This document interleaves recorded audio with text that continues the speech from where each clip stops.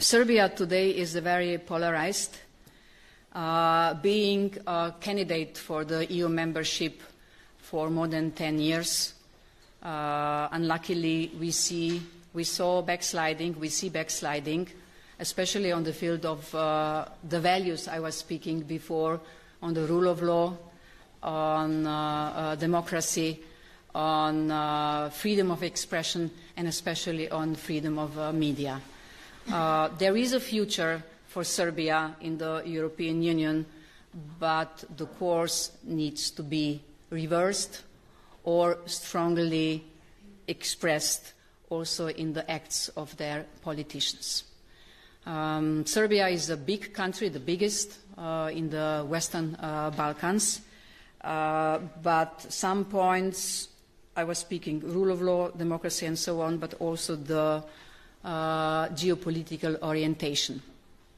We have a rule that before a country can become a member of the EU, its alignment with the foreign and security policy with the EU has to be 100%, meaning you can't sit on two chairs.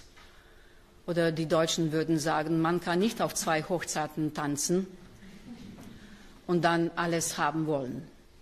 At some point, Serbia will have to decide what is the most important for the development. And we have seen with this process, you have said, a political crisis, that there are forces who really do not agree with this present way of how the government and the president are ruling the country. So once again, we are willing to help, but also Serbia will have to move.